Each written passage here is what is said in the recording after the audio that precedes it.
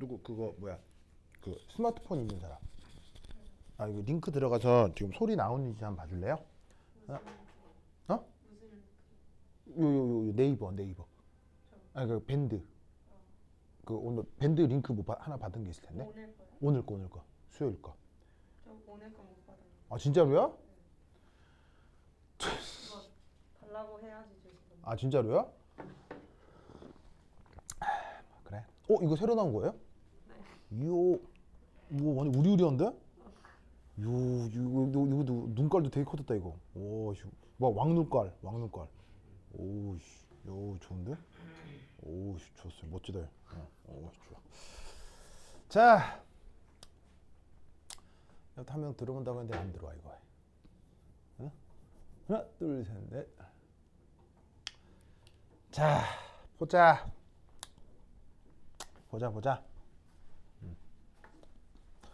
자, 파트 4. 어디를 한번 볼 거냐면 오늘은 중요한 이걸 먼저 한번 보도록 하겠습니다.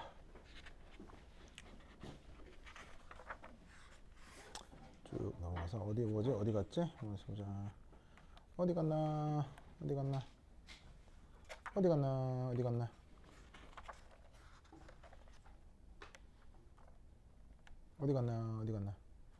아 이게 잡히지가 않아 이거. 어디 갔나? 아 있다. 아유 참 한참 찾았네.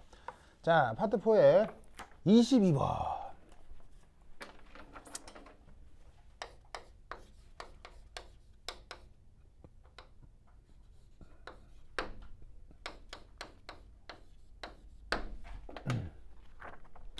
자 이게 그 서울대 기출 중에 그 나왔던 것 중에서 괜찮은 문제입니다. 어떻게 괜찮냐면 아주 기본적인 것들인데 이제 기본적인 것들에서 약간 응용돼서 나온 거라 전혀 모를 것도 아니고 그렇게 쉬운 것도 아니고 그래서 상당히 괜찮은 수준의 문제입니다. 자, 이를 한번 보시면 우선 첫 번째 1.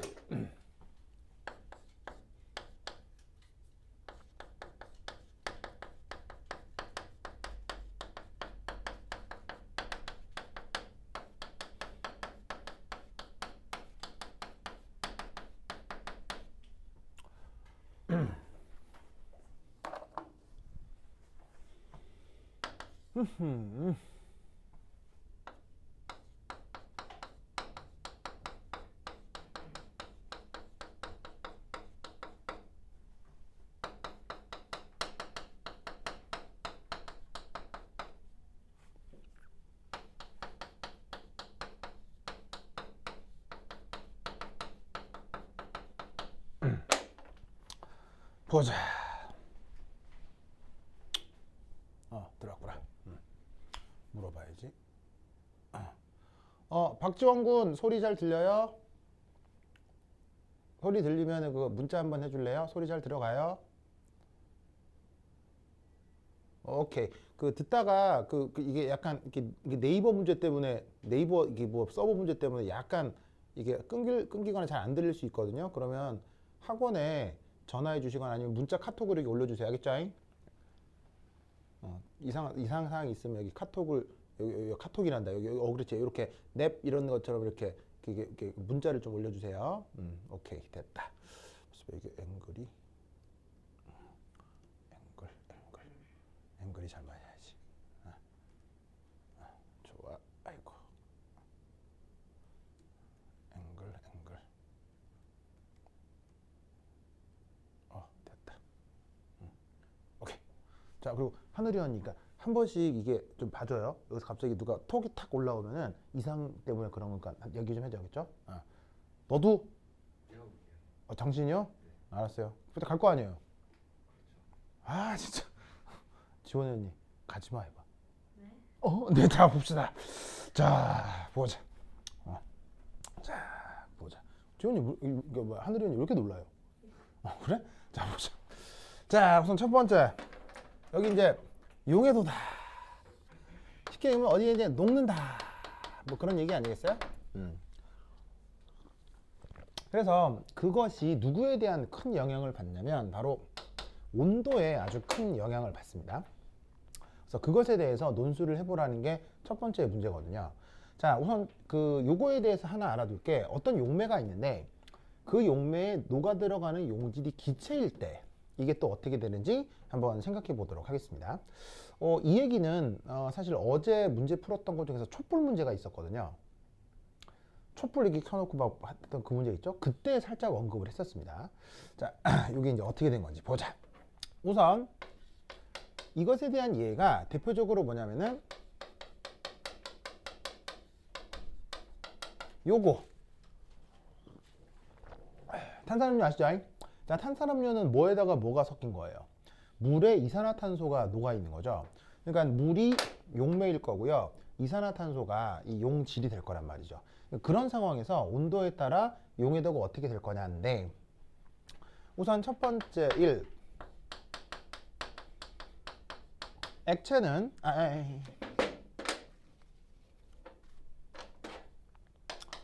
고체는 분자 간 인력이 있어야 네, 웬 고체 기체 자꾸 쓰다 보면 자 기체는 분자 간 인력이 있어요 없어요? 완전히 없으면 이상기체고요. 조금 있을 수도 있죠. 그러면 그게 이제 실제 기체인데 지금 하려고 하는 액체다, 뭐 기체다, 고체다 와 같은 상태가 달라질 경우에는 그 기체에서 나타난 분자 간 인력이 거의 없다고 가정하시면 돼요. 그러니까 기체끼리 비교하면 이상기체는 인력 없고 실제 기체는 인력이 있겠지만 그게 기체를 액체나 고체 등이랑 비교할 때는 기체를 구성하는 입자나 분자들끼리는 거의 인력이 없다라고 생각하시면 된다고요. 알겠죠? 있어도 엄청난 차이가 있거든요. 액체나 고체들에 비해서. 자, 그런데 이때 이러한 기체 분자가 액체 속에 들어가면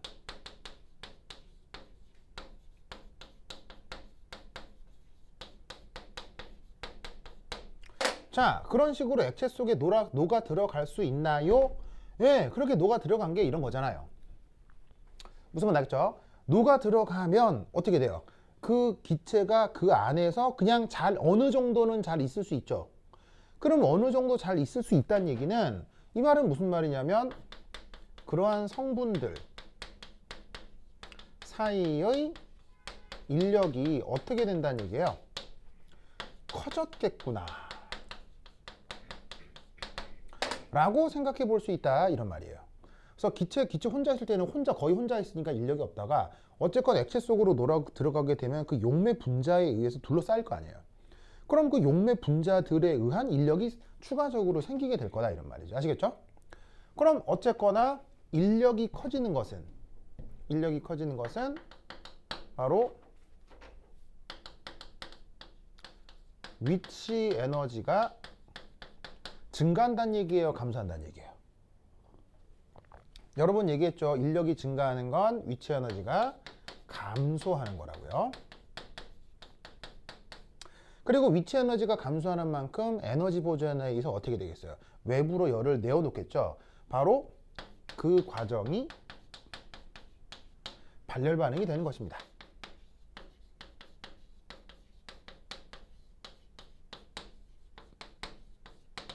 아시겠죠? 그렇다면 그 발열 과정은 어떻게 돼? 온도가 감소할수록 이 경우 용해도가 증가하는구나 이렇게 생각해 볼 수 있다 이런 말이죠. 아시겠죠? 그래서 이 탄산음료는 보통 차갑게 먹어요, 따뜻하게 먹어요? 나는 찬 거를 잘 안 먹거든요. 진짜 뭐 찬 거는 거의 잘 안 먹는 편인데도 불구하고 이 탄산음료는 따뜻하게 먹어요, 따뜻하게 못 먹어요? 탄산음료는 항상 차갑게 먹게 돼 있죠. 왜 그러겠어요? 탄산음료가 따뜻하게 혹은 상온에서 보관이 되면 용해도가 낮은 상태가 되기 때문에 그 탄산음료를 먹었을 때 어떻게 돼요? 이게 탄산음료의 청량감이라는 게 약간 차갑, 찹찹, 차가운 걸 탁 따가지고 그게 꿀꿀꿀 먹으면 이제 그 액체 물이 이렇게 거기에 있는 이산화탄소가 섞여가지고 배 위까지 이렇게 꽉 들어가는 상태에서 그 다음에 이게 위에서 따뜻해지면 갑자기 이산화탄소가 막 이렇게 나오는 거 무슨 말인지 알겠죠? 이런 맛으로 탄산음료를 먹는 거 아니겠어요? 그런데 이게 탄산음료가 이게 상온에 이렇게 방치돼 있거나 온도가 뜨거우면 이놈이 이렇게 꿀꿀꿀 먹어가지고 이게 뱃속으로 이산화탄소가 들어가기도 전에 이미 탄소에서 이게 음료에서 이산화탄소가 빠져나와 있는 상태이기 때문에 먹을 때 이미 입에서 이산화탄소가 나와버리는 거예요. 그래서 먹기 되게 불편해요. 되게 불편해. 예. 그런 어떤 실용적인 경향성이 있죠. 그래서 그런 것들로 이런 말들을 써주시면 되겠습니다. 참고로 이런 수식이 하나가 있어요. 화학 공부를 좀 많이 하시는 학생들은 이 수식을 이제 알 텐데,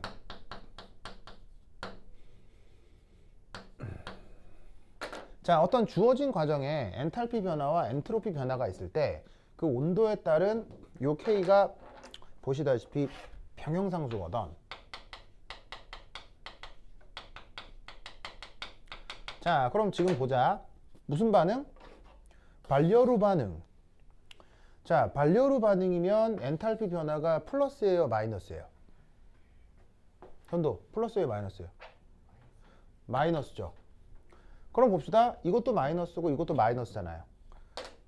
그럼 이 경우는 이 온도가 작아질 때 분수가 커질 테니까 플러스 마이너스 마이너스에서 플러스가 되니 이 안에 있는 평형상수가 같이 커지겠죠. 왜? 로그 또한 증가함수니까. 아시겠죠? 그래서 이 수식으로부터 온도가 낮아질 때 평형상수가 커져서 용해도가 커진다라고 설명해도 좋아요.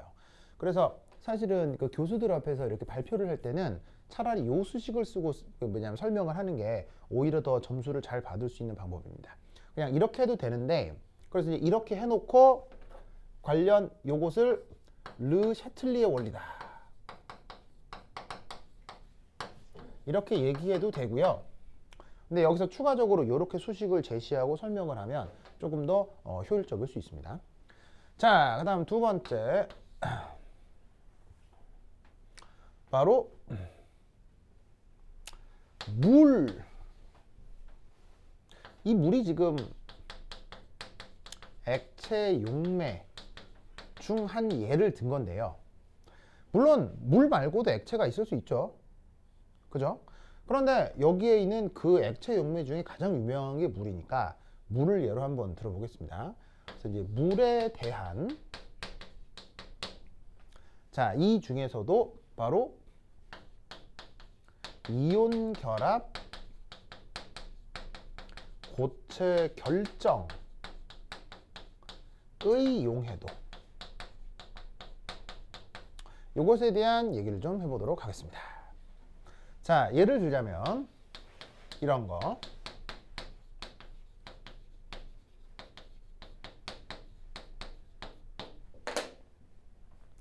자, 물에다가 소금 타면 소금물 되죠? 그 소금물이 만들어질 때 그 용해도에 온도가 어떻게 영향을 주느냐, 그걸 한번 살펴보도록 하겠습니다. 자, 보자.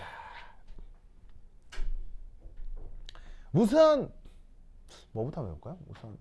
우선 첫 번째 1.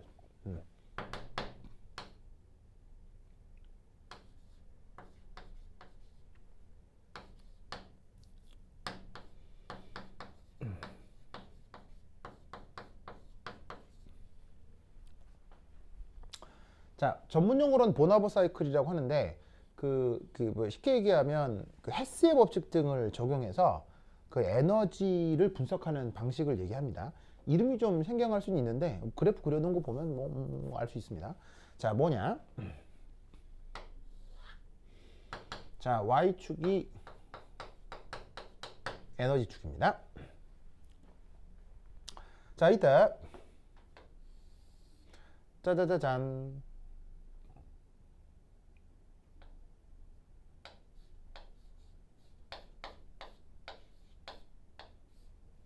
자, 이런 물질이 하나 있다고 칩시다. 이때 M이라고 쓴 건 1 플러스, 꼭 1가 플러스 1 필요는 없는데, 여기서 플러스 표시는 양이온이라는 뜻입니다. 그래서 M은 여기서 금속 양이온. 그 다음 여기 X라고 쓴 애는 비금속 음이온입니다. 그리고 여기 S라고 쓴 건 아시다시피 고체일 거고요. 그래서 지금 그 M 플러스의 X 마이너스 음이온을 얘기하고 있는데 얘가 지금 뭐다? 여기서 얘기하고 있는 이온 결합 결정 물질입니다. 그거를 조금 이제 일반적으로 M 플러스 X 마이너스가 고체를 이뤘다. 뭐 이렇게 지금 표현을 하고 있는 거지. 자, 근데 이때 요 화물에 대해서 어떤 가상적인 상태 하나를 생각해 보도록 하겠습니다. 그래서 이제 얘를 원래 말로는 virtual state라고 하는데 우리말 번역은 가상 상태죠. 그래서 실제 존재한다라기보다는 그 에너지적인 그 설명을 위해서 도입하는 어떤 중간 상태라고 생각하시면 되겠습니다. 누굴 얘기하냐면 여기에 있는 금속 양이온과 비금속 음이온이 엉겨서 고체를 이루고 있는 것이 아니라 여기 있는 양이온하고 음이온하고 완전히 떨어져서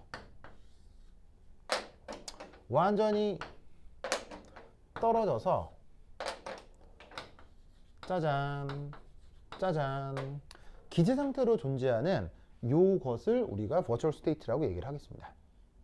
이게 실제로는 우리가 이온이라는 말을 일상생활에서 써요, 안 써요?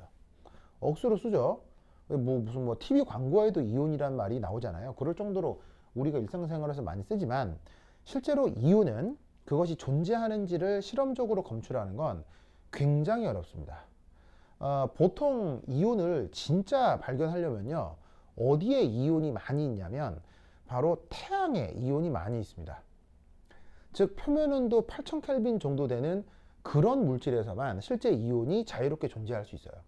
근데 우리 지구처럼 25도씨 정도의 상온을 갖는 이런 곳에서는 양이온하고 음이온의 인력이 아주 강하기 때문에 실제로는 엉겨서 이런 식의 고체 결정을 이루는 것이 대부분이라 정말로 독립적인 양이온, 독립적인 음이온이 존재한다라고 생각하면 실제로 그걸 검출하기는 아주 어렵습니다. 그래서 잘 나타날 수가 없기 때문에 그래서 그걸 가상상태라고 한 거예요. 이제 여기서 이 가상상태에서 요런 이온결합 고체 결정이 되어가는 이 에너지 관계를 요거를 우리가 보통 U라고 쓰고 이걸 보통 뭐라고 표현하느냐?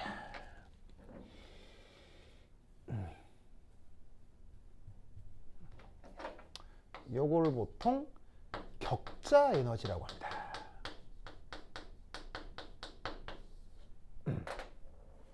그래서 이 금속 양이온, 비금속 음이온이 기체 상태로 있다가 이게 이온 결합 고체가 될 때 훅 안정화되는 에너지 있죠. 이걸 격자 에너지라고 하고 이 녀석은 보통 아주 큰 발열이 됩니다. 그래서 발열 반응이 굉장히 크게 나타나서 이 격자 에너지의 부호가 보통 음수로 나타나죠. 자, 그 다음 또 어떤 상태가 하나 있을 수 있느냐? 바로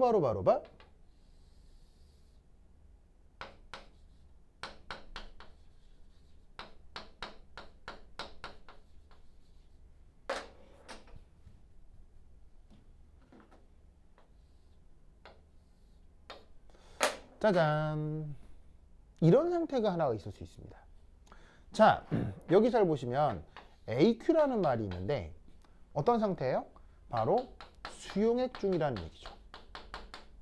혹은 다른 표현으로는 물에 잘 녹아 있구나. 뭐 이런 의미라고 생각하시면 되겠어요. 물에 잘 녹아 있게 되니까 수용액 상태로 있게 되는 거겠죠.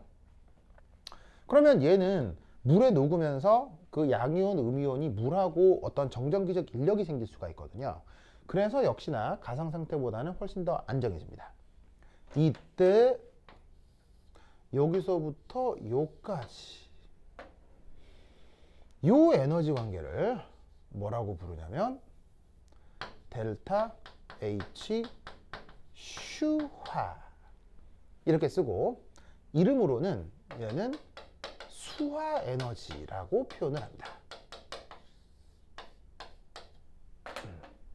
그리고 이 또한 발열 반응입니다.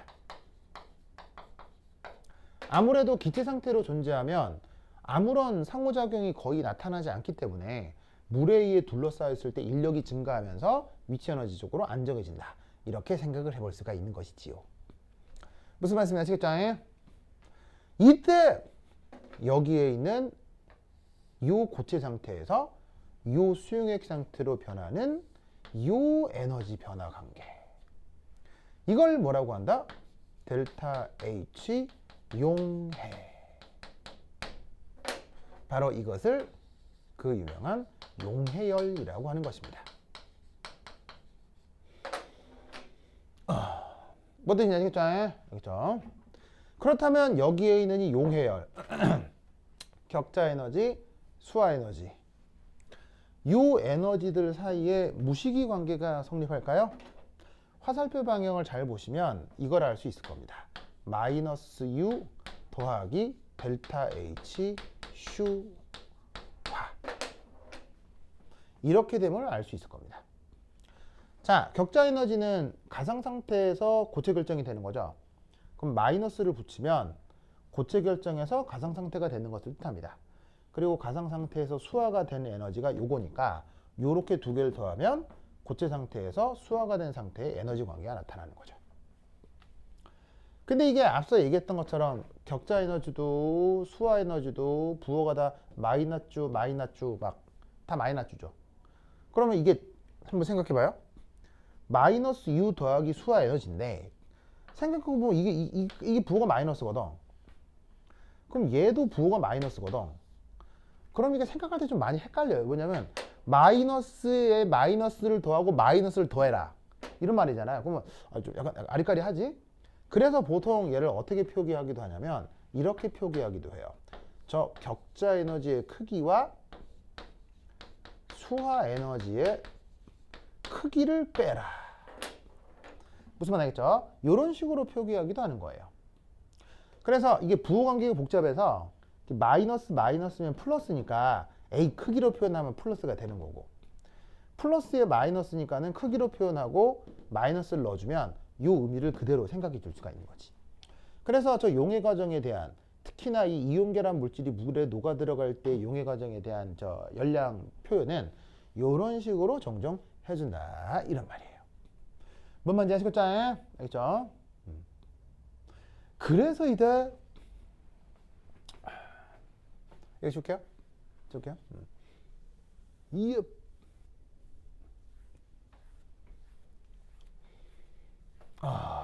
좋아. 두 번째, 바로 격자 에너지와 수화 에너지. 요것이 경쟁을 하게 됩니다.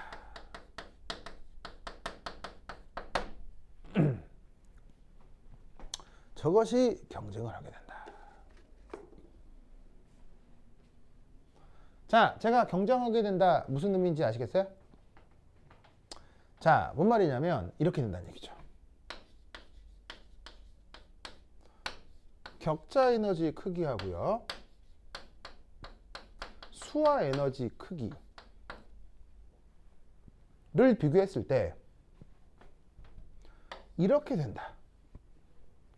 보이세요?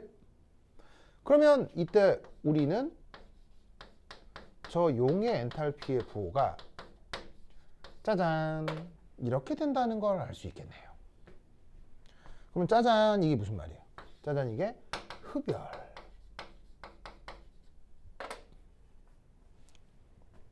그죠? 그러면 이 흡열 과정에 대해서는 어떤 해석을 할 수 있느냐? 이 녀석은 바로 온도가 증가할수록 용해도가 커지나 보다. 이런 해석을 할 수 있다 이런 얘기예요. 자, 흡열 과정은 온도가 증가할 때 자발성이 증가하죠. 이런 걸 우리가 르샤틀리의 원리라고 하는데 사실은 이런 경우가 흔한 경우예요.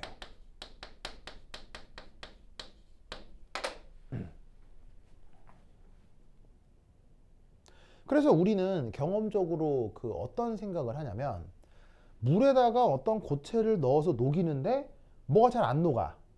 그럼 우리는 경험적으로 걔를 끓여보려고 해요? 냉장고에 집어넣으려고 해요? 끓여보려고 하죠.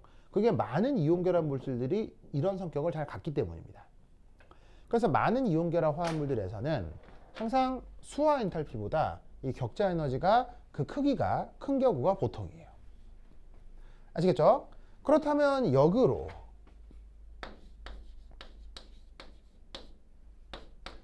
격자 에너지와 수화 에너지를 비교할 때 이때 묘하게도 거꾸로 되는 경우가 있을 수 있어요. 그렇다라고 하면 이건 어떻게 되겠습니까?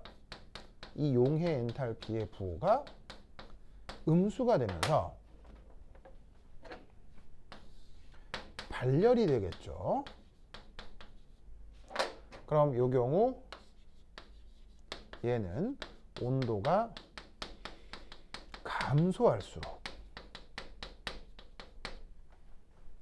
용해도가 증가하는 효과가 나타나겠습니다. 그리고 재밌는 건 이렇게 용해하는 과정이 발열이 된다는 얘기는 용해가 되면서 에너지적으로 안정화된다는 얘기죠. 그래서 이런 경우 어떤 물질이 될 수 있냐면 흡습제,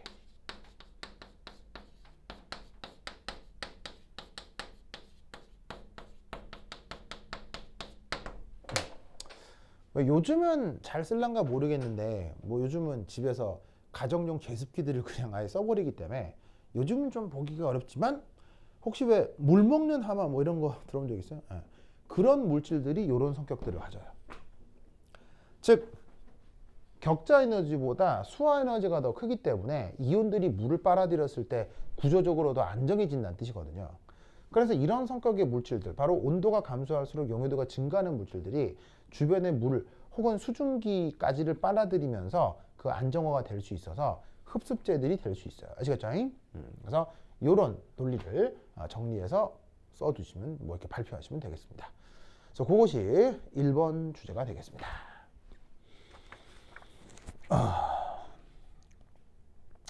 오케이, 됐다. 됐죠? 됐죠? 이 사실을 잘 기억해 두시기 바랍니다. 오케이, 됐다.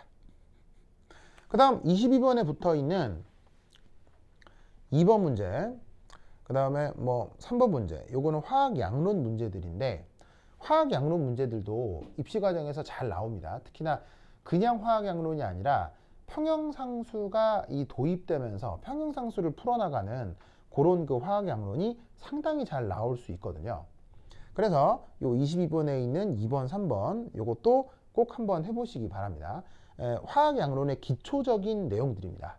서울대 입시에서도 뭐 혹은 서울대가 아니더라도 타 학교에서도 이런 그 평형상수를 도입한 화학 양론 계산 문제는 아주 흔하게 잘 나올 수 있으니까 그 기억을 해두시기 바랍니다. 해설지에 설명이 잘 되어 있기 때문에 그것을 참고하셔도 좋겠습니다. 자, 그 다음 하나 소개할 문제가 있습니다. 8페이지 11번입니다.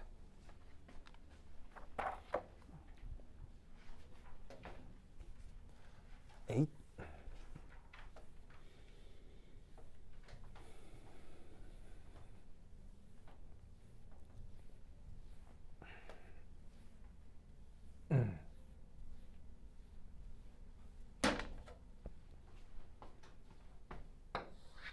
자, 11번 문제.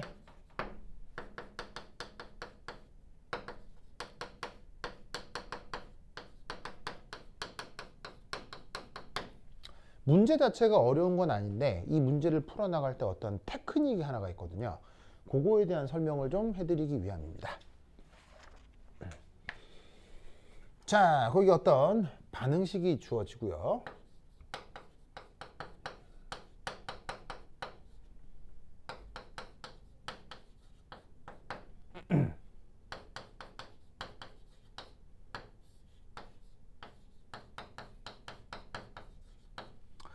그때 이 녀석의 평형상수가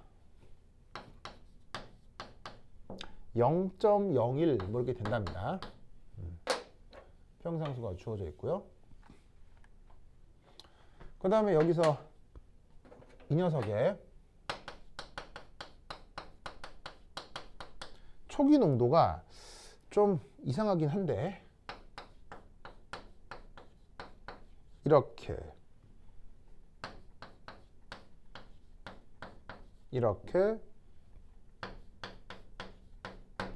이렇게 주어져 있습니다.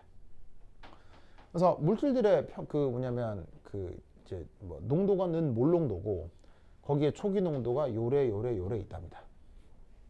이럴 때 평형 상태에서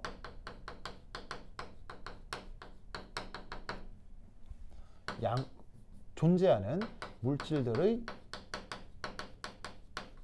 농도를 계산해보라.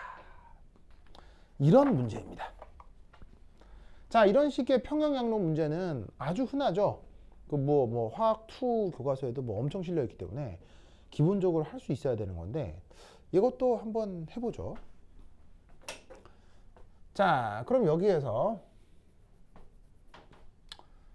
잠깐만 그냥 한번 해봅시다. 반응을 한다고 칩시다. 자, 얼마나 반응을 할까요? 자, 화학 양론 개수가 1대 1대 2이기 때문에 얘가 마이너스 x만큼 반응하면 얘도 마이너스 x만큼 반응하고 요것도 2x만큼 반응하겠죠. 그러면 끝이 나면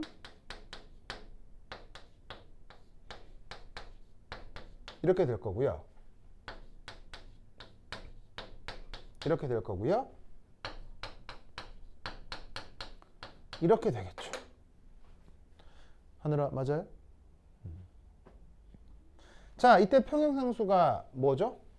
바로 KC인데 자, 의미상 어떻게 해주셔야 됩니까? 요 각각의 농도 분의 얘 이렇게 표현을 해주면 되겠죠. 그래서 수소기체의 평형상태, 플로라이드의 평형상태, HF의 평형상태의 농도를 가지고 자, 반응물들 분의 생성물 이렇게 농도비를 표현하면 됩니다. 그럼 반응물들이 각각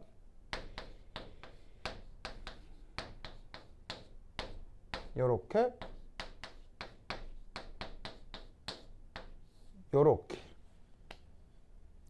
된 다음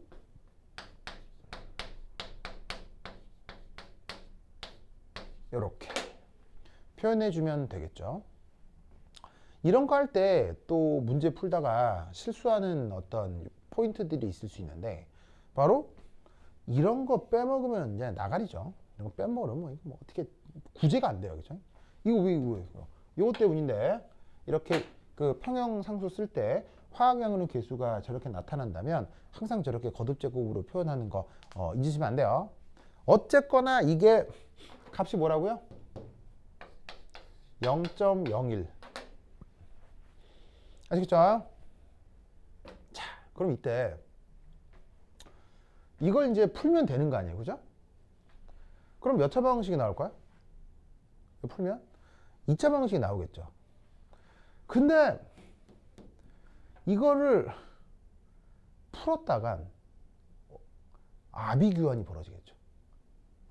그러니까 이걸 풀면은 답이 나온다는 맞는데 이걸 더 이상 전개할 수가 없잖아. 지금 전개했다간 난리가 날 거란 말이야. 무슨 말이겠죠?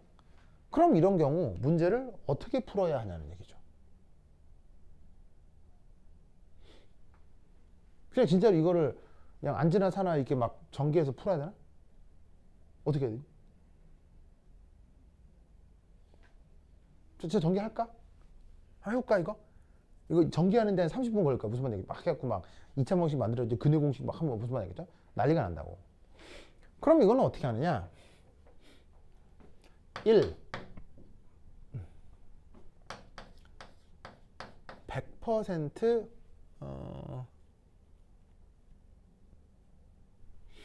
역반응을 가정해 보도록 하겠습니다.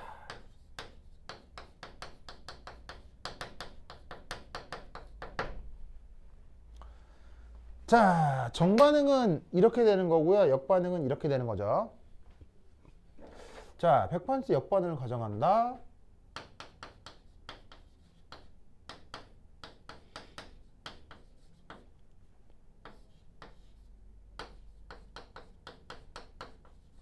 자, 여기서 초기 농도가 요거고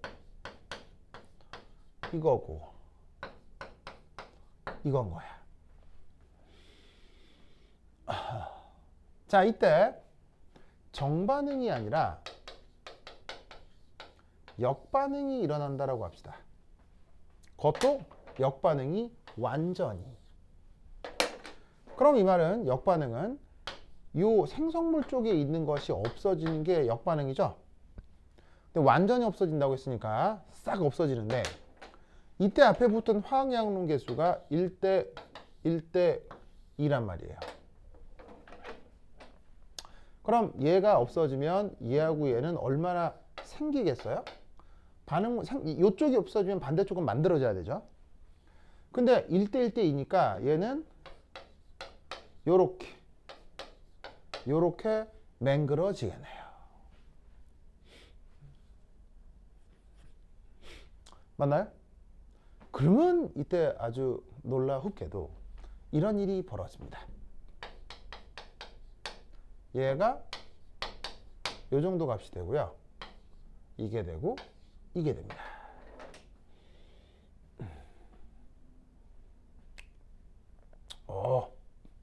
아시겠죠? 저런 일이 벌어집니다. 자, 100% 역반응이 됐죠. 그런 다음 다시 정반응이 진행이 됩니다. 그때 y만큼 진행된다고 하면 1대 1대2니까 2y만큼 일어난다고 볼 수 있죠. 그러면 드디어 평형 상태에 도달합니다. 그럼 평형에서의 농도는 요래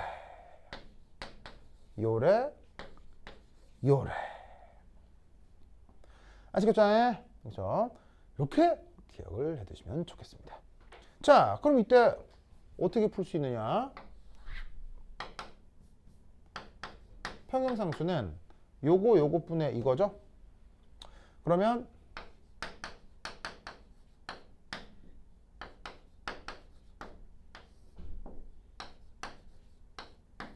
요거죠. 역시나 제곱 빼먹으면 안 돼요. 이때 이 값은 0.0이 됩니다. 역시나 2차 방정식을 풀어야 하는 건 변함이 없거든요. 하지만 봅시다.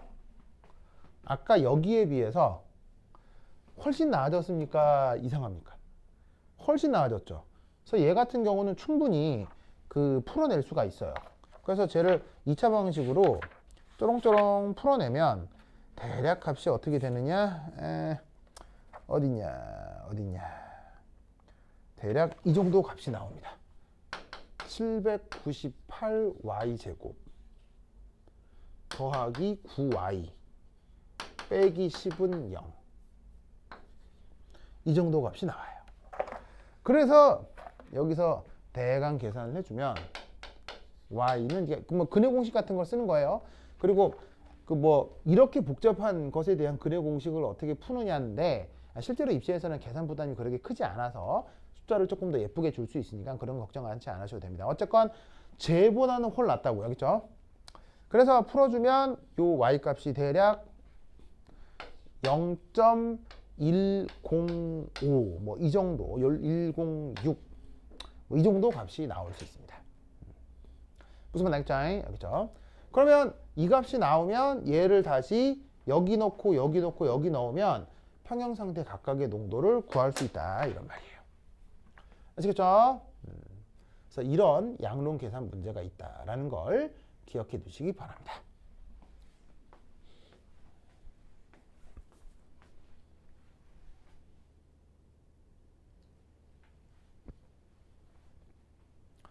자, 이때 드는 의문.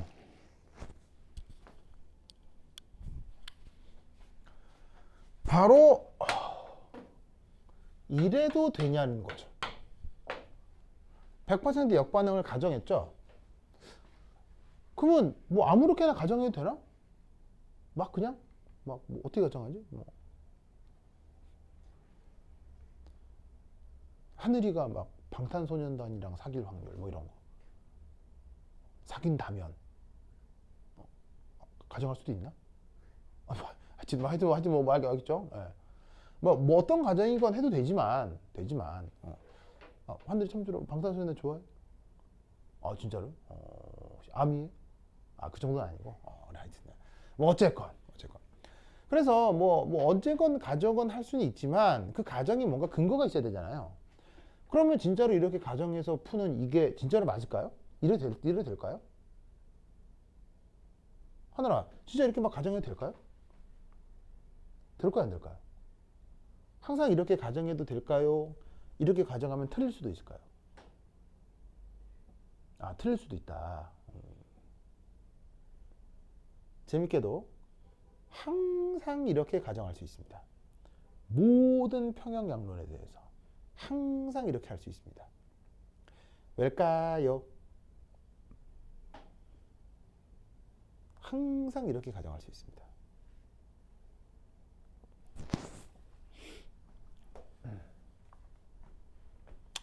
왜일까요?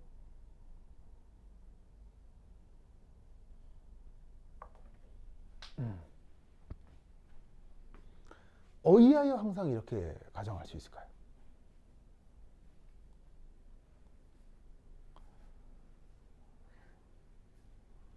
왜? 모르겠다. 왜 이렇게 가정할 수 있냐면요. 바로 이 계산의 그 뭐냐면 테크닉의 핵심은 바로 이겁니다.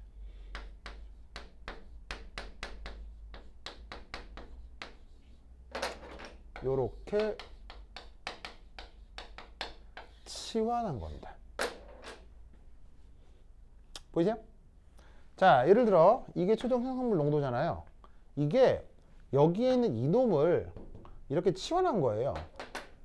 그러면 y에 대해서 뭐라고 이렇게 숫자를 바꿀 수 있죠. 그럼 y를 다시 여기다가 쇽쇽 넣으면 그게 이렇게 바뀌는 거예요. 무슨 말 알겠죠? 자, 내가 아까 그 뭐라고 했었냐면 이렇게 역반응을 가정하는 건 아무 때나 할 수 있다 그랬어요? 틀릴 수도 있다 그랬어요? 이렇게 역반응을 가정하는 건 계산이 틀릴 수도 있다고 그랬어요? 항상 할 수도 있다고 했어요? 항상 할 수도 있다고 했죠. 왜냐? 자, 보세요. 21분의 4 더하기 2x는 특별할 것 없는 그냥 다항 1차 함수죠. 이것도 1차 함수죠. 1차 함수를 1차 함수로 치환할 때 특별한 조건이 필요한가요? 언제건 이렇게 할 수 있어요. 언제나 이렇게 할 수 있죠. 그러니까 이런 식의 테크닉은 화학양론을 풀 때 항상 적용해 볼 수 있는 테크닉이에요. 그러면 이 말은 100% 역반응을 가정할 수 있다는 얘기는 100% 뭐를 가정할 수도 있다는 얘기예요. 정반응을 가정할 수도 있다는 얘기예요. 내가 필요하면 언제나. 알겠죠? 계산 속도를 빨리 하고 싶다면 어떤 상황에서건 정반응이건 역반응이건 내가 원하는 방향대로 몰아놓고 그 다음 양론 계산을 하면 된다는 얘기예요. 아시겠죠? 그래서 이런 그 양론의 테크닉이다 라는 것을 꼭 기억해 두시기 바랍니다. 오케이, 다다. 자, 그 다음. 자, 오늘은 뭐 중요하긴 한데 뭐 하나 보시면 12페이지에 16번 문제 보이시죠? 이게 그 뭐냐면 분포계수, 분배계수라는 개념이거든요. 뭔가 추출을 한다라는 화학 평형에 대한 내용인데 이것도 그 옛날 그 서울대에서 아주 심하게 나온 적이 있습니다. 무려 새끼 문제가 9개? 오 마이 갓. 알겠죠? 예, 무지막지합니다. 근데 이거 계산이 너무 많아가지고요. 풀긴 좀 그렇고 뒤에 해설지 보시면 그 서울대에서 제시하는 그 공식 해설지가 뒤에 붙어 있거든요. 그거대로 따라 하시면 됩니다. 그죠? 예, 근데 이게 하여튼 이런 양론 문제가 심한 것들도 나온 적이 있다. 그죠? 예. 근데 다 할 건 없고 그냥 이런 게 있다. 그래서 한번 해보세요. 그죠? 해보세요. 근데 지금 하기에는 계산이 너무 많아서 요거 하나 하면 막 1시간 반 지나갈 거야. 계산이 너무 많아가지고. 알겠죠? 예. 이게 이제 할 수는 없고 집에서 한번 해보시기 바랍니다. 자, 그 다음 입시에서 또 억수로 복수로 중요한 것. 바로 전기화학이죠. 전기화학. 전기화학 억수로 많이 나옵니다. 억수로 하겠죠. 그래서 뭘 볼 것이냐. 22페이지 27번 22페이지 27번 찾았나요? 요걸 한번 해보도록 하겠습니다. 자, 칠판 지울게요.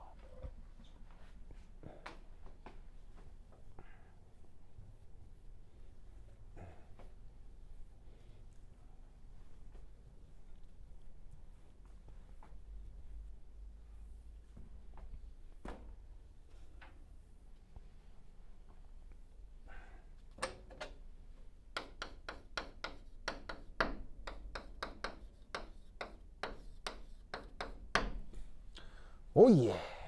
자, 이걸 한번 봅시다.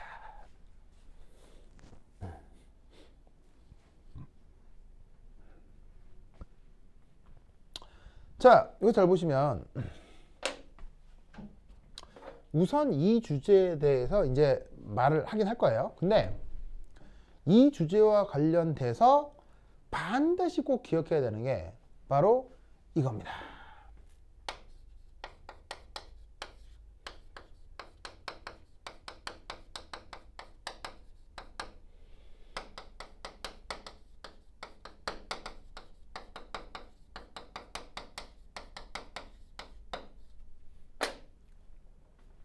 이게 너무 중요합니다.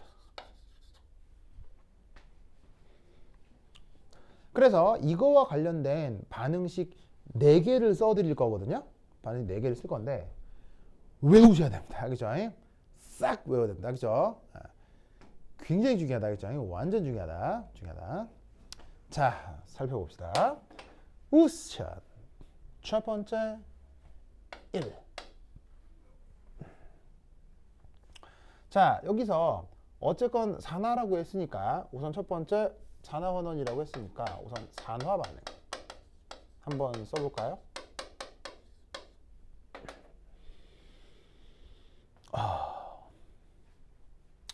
자, 그리고 여기 1이라고 쓰고 제목을 살짝 비워 놓으세요. 자, 그 다음 어쨌건 H2와 관련돼 있다고 하니까 H2를 한번 써보죠. 덜렁. H2 이렇게 덜렁 한번 써봅시다.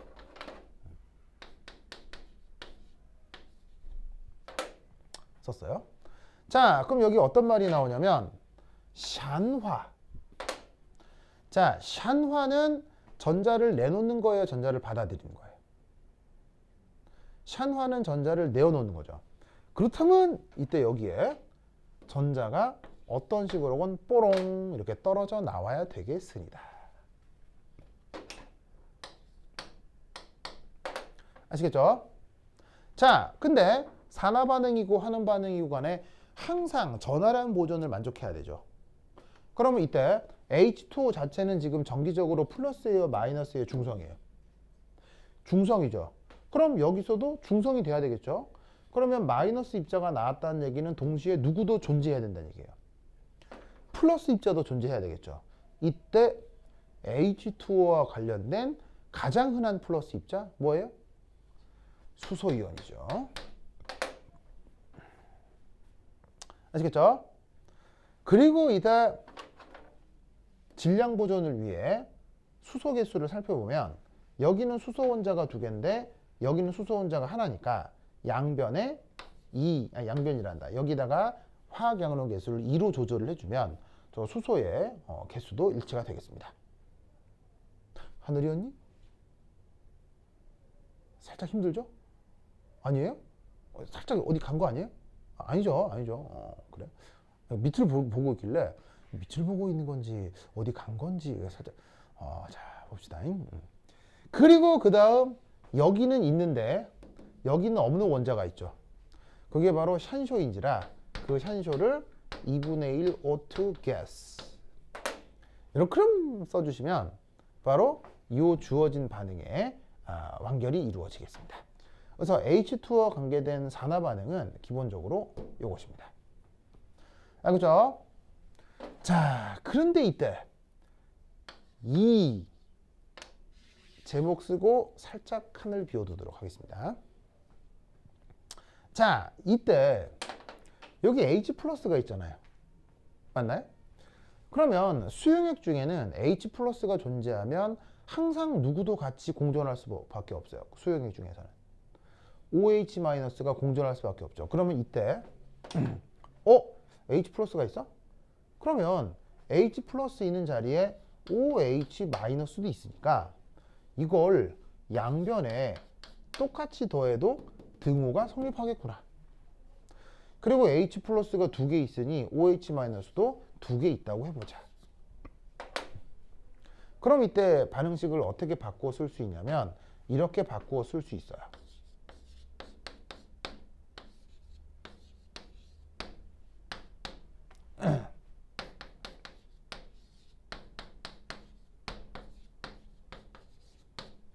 이렇게 바꾸어 쓸 수 있죠.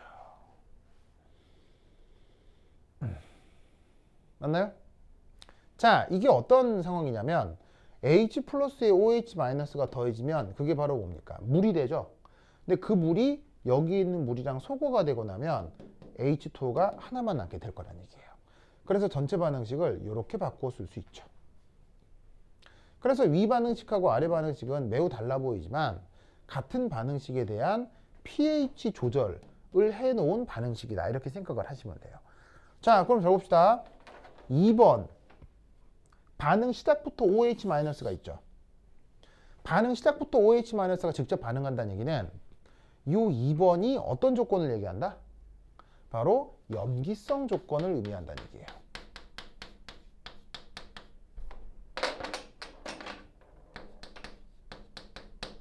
즉 물과 관계된 산화환원 반응이 염기성 조건에서 진행될 때의 산화 반응이 바로 요거란 얘기예요. 그러면 요 위에 있는 건 뭐겠어요? 염기성이 아닌 조건이면 되겠죠. 염기성이 아닌 조건에는 뭐가 있죠? 바로 산성이거나 중성 조건인 것입니다. 알겠죠? 그 다음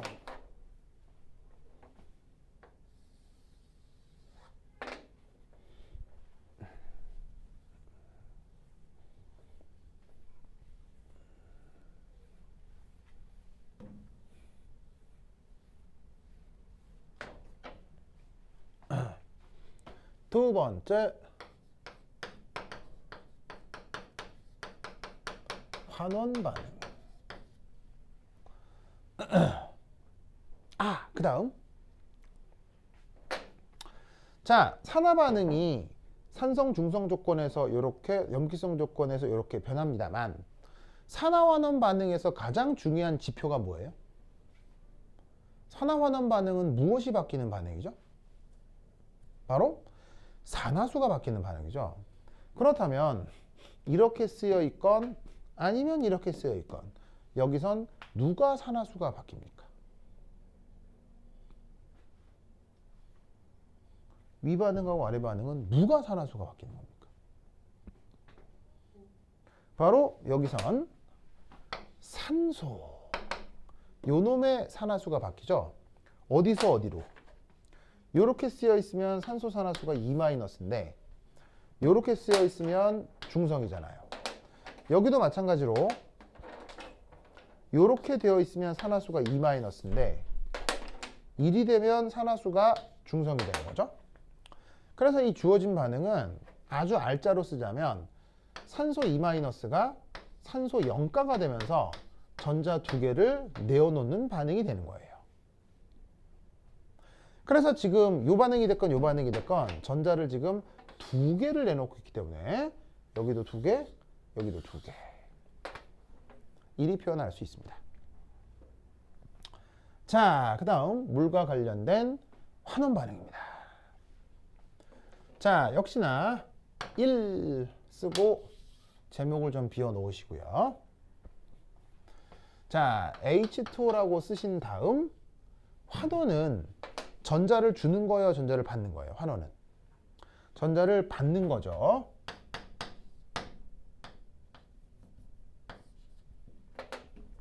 그러면 전자를 받게 되면 여기서 이제 뭐가 만들어질지를 생각을 해봐야 되는데, 자, H2O는 정기적으로 중성이에요. 근데 마이너스를 받아들이죠. 그러면 여기서 뭐가 만들어져야 되겠어요? 뭔가 마이너스 입자가 만들어져야 되겠죠. 그럼 역시나 물과 관련된 가장 유명한 마이너스 입자, 바로 OH-겠죠. 그리고 여기에서 이 H2O의 질량 보존을 생각한다면 여기서는 이게 만들어지겠네요.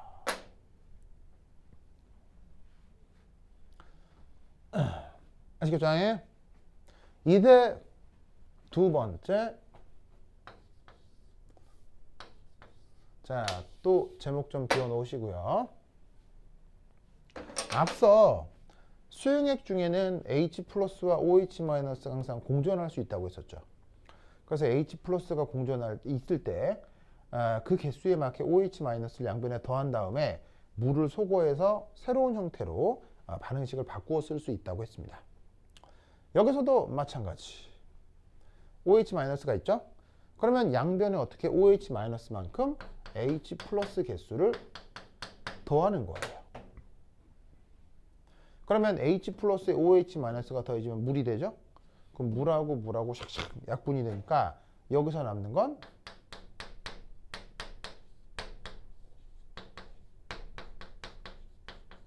이렇게 되는 거죠.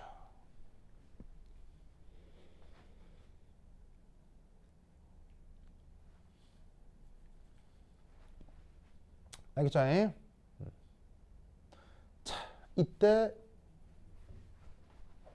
이 제목을 뭐라고 적을까요?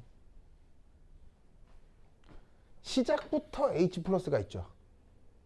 그럼 시작부터 저게 반응한다는 얘기는 수용액 중에 H 플러스가 많이 있다는 얘기에 조금 있다는 얘기예요. 그럼 그걸 무슨 조건? 산성이라고 하면 되죠.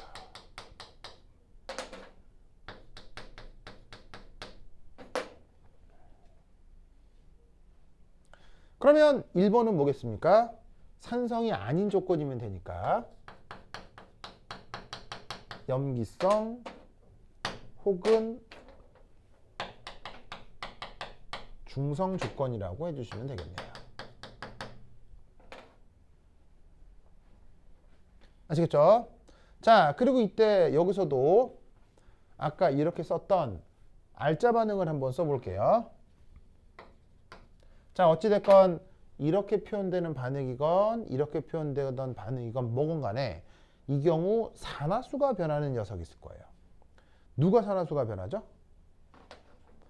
바로 수소가 1 플러스에서 0가가 되죠. 여기서도 마찬가지인데 이 수소가 1 플러스 산화 상태에서 이렇게 0가가 되죠.